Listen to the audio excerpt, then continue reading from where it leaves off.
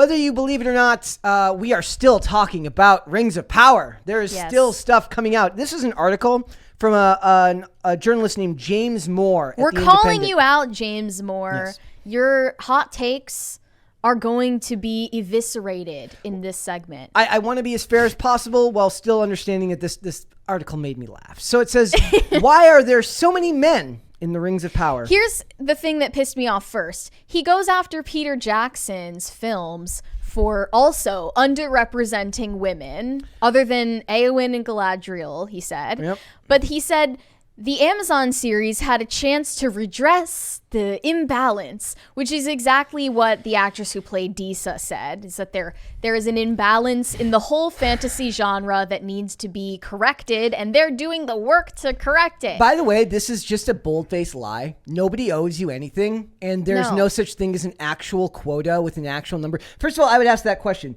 Let's go through what he says first. So it says, Amazon's Rings of Power, the world's most expensive TV series, presented a gift-wrapped opportunity to redress the balance, working as it did from information contained within the book's appendices. This gave the creators more space to play around without attracting, I don't even know what that word is supposed to be, but it's pretentious. Opprobrium?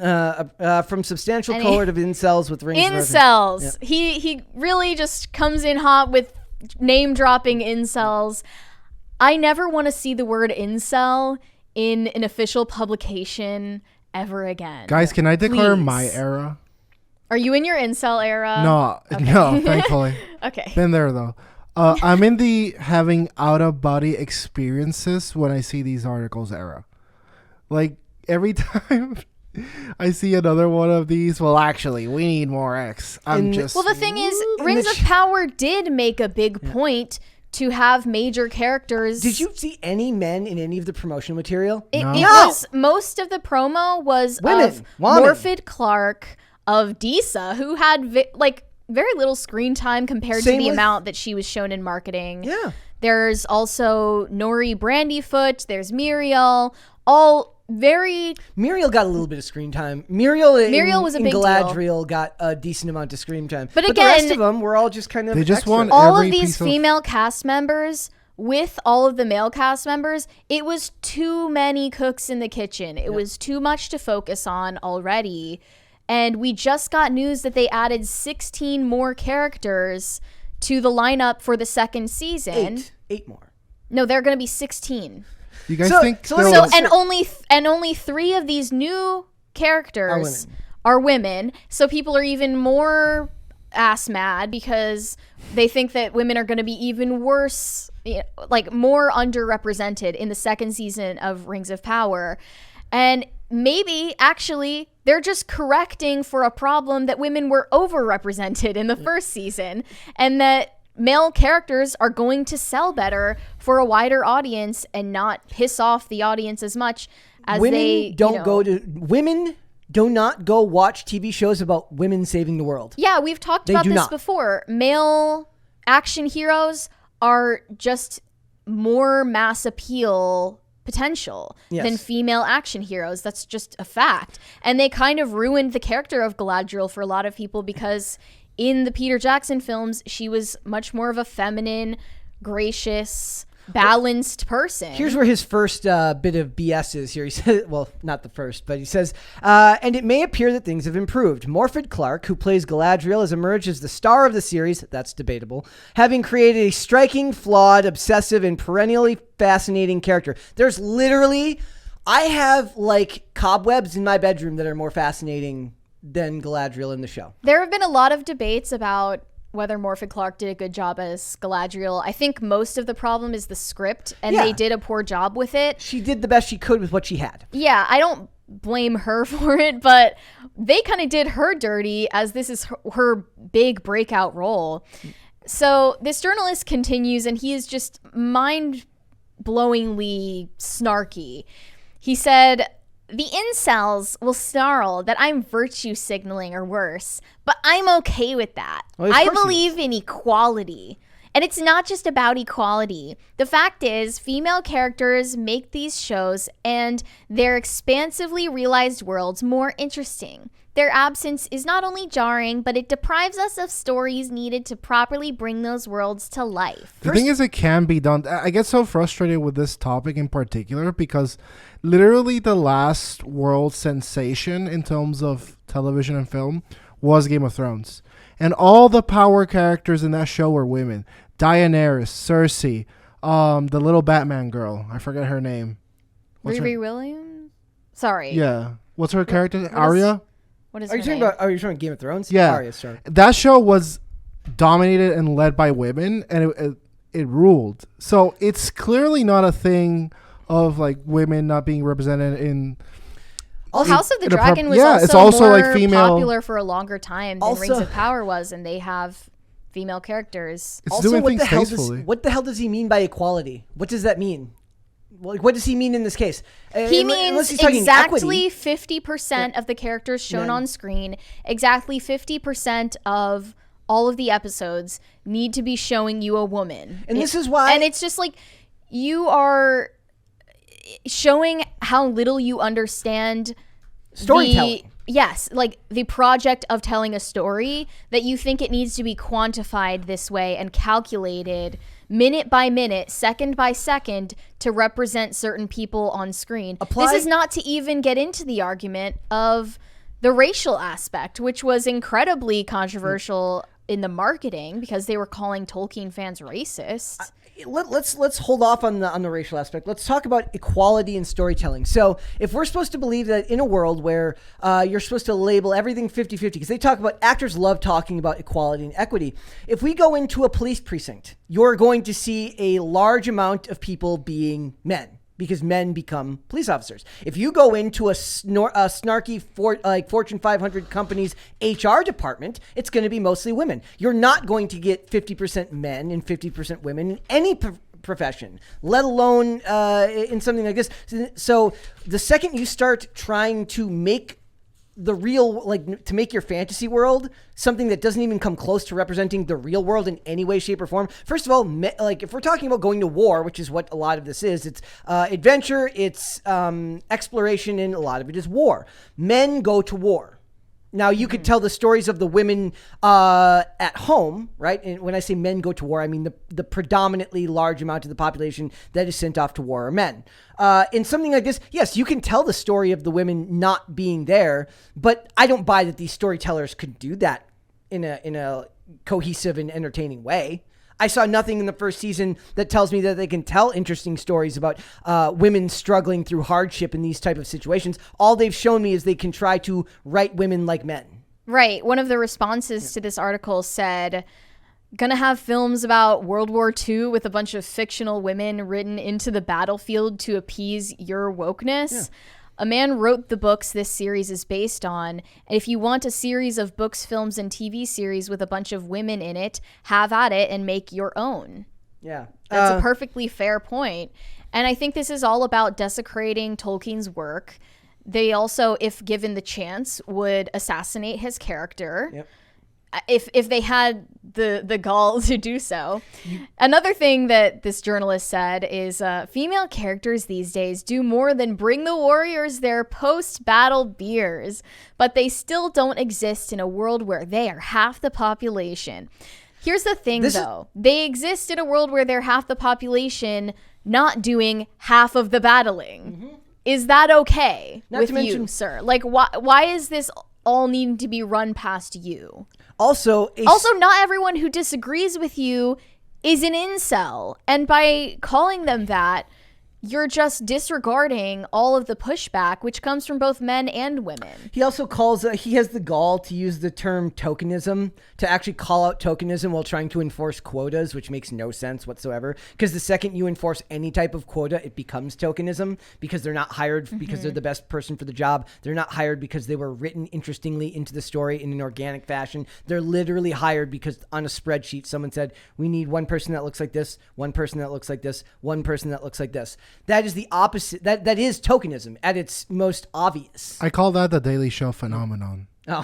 Like, I think we're like the first of getting like an insanely diverse cast and completely forgetting, the key characteristic necessary to make the show a success. They also mention here Cynthia Dye Robinson. They mention Bronwyn having a supposedly interesting story arc. I don't know what that arc was. They oddly enough leave out Disa here, who I actually thought was the best of the women performers, because she felt like her story with Duran was the most realistic looking of all of them. You know what? Maybe they didn't cast more female characters in major roles because women are so smart that there would be no conflict anymore. They just solve all problems instantly. I saw that during and COVID. They don't fight like brutes. They know how to talk things out. The funny thing is, they're so smart. That can actually be done well. What you might remember, if you remember any of Pierce Brosnan's James Bond movies, when Judi Dench took over as M, there actually is a fairly consistent through line of her talking about how men tend to be quick to war, quick to battle, and that they're better off investigating and doing things subversively within their organization. She actually uses that as an argument that makes sense at that time. In Tomorrow Never Dies, after they find out about this ship that gets attacked, what they don't understand is that it was the stealth ship that Jonathan Pryce's character has that attacked it, and what their Air Force is going to do. What the British military is going to do is they're going to send their Navy into China. And she says, maybe we should investigate first. And they're like, well, and the guy says, sometimes, Em, I think you don't have the balls to do this job. And she says, well, the beauty of not having them is that I don't have to think with them.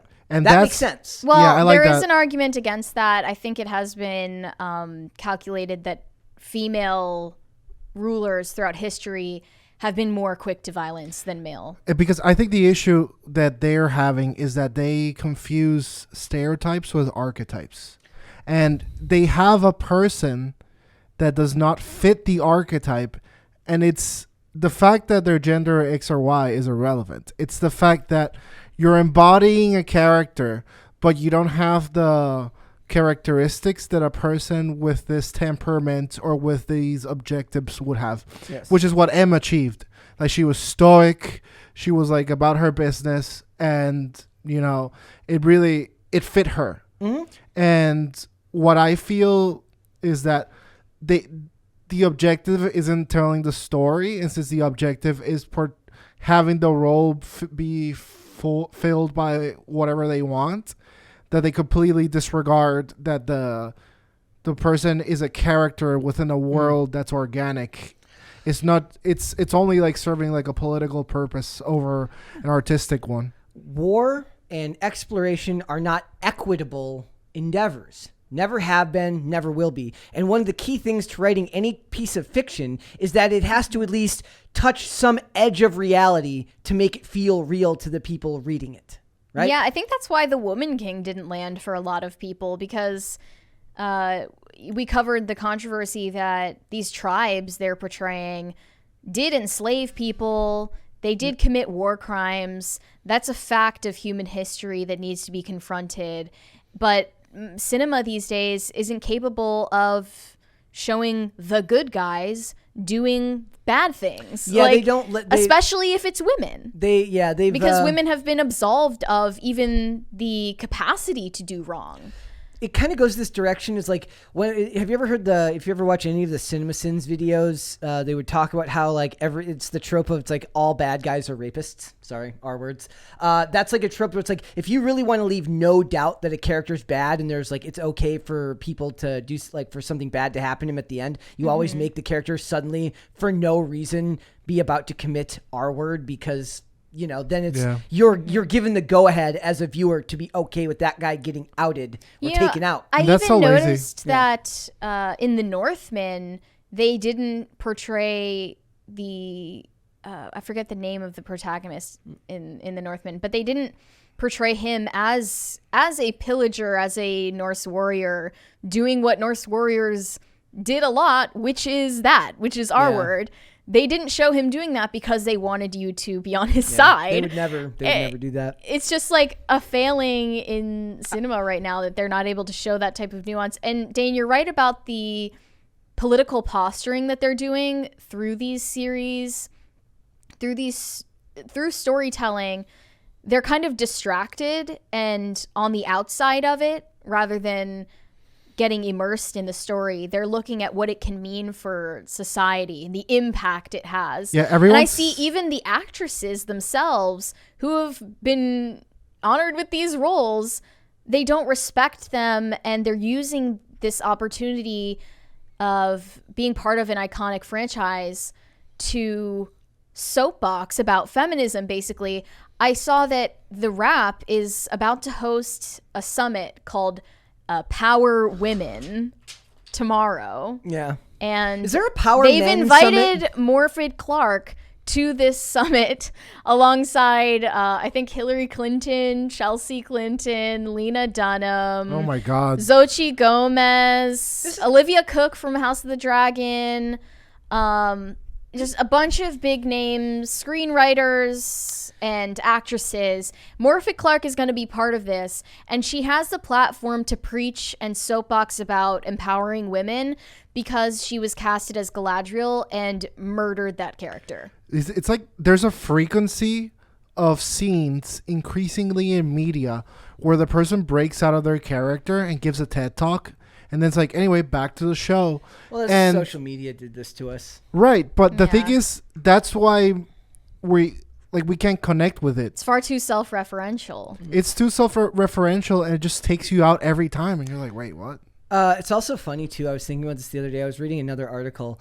Not only, I think there was like 2 awards that Barack Obama's production company was nominated for this year, and Megan Rapinoe just started her own production company. Like, this is why, like, that's their versions of like their own like Daily Wire type thing, right? Where they have their own production companies to change the culture. Yeah. But the problem is their belief systems are structurally in line with Hollywood anyway, so that's more just about passion projects and things that they just can't get financed elsewhere. But it's like, this is why things will never change, because Megan Rapinoe is going to make a production company, and because we have Power Women in cinema, which has nothing based with a character like Galadriel, which was written by a man, produced by, yeah. And also the prominence of Galadriel in Rings of Power, the fact that the estate gave them rights to use this character, is the only reason any Tolkien fans were drawn to watch this series in the first place before giving up on it. They don't show any respect to it. And you never hear of the success. You never hear people complain about the successful examples that are built on their own properties. You never hear people complain about things that are done organically. You only hear people complain when it's shoved into things that existed beforehand. Mm-hmm. Yep. So, also, I want to address the part at the end about. Yeah, he has a weird hot take about gender categories in awards.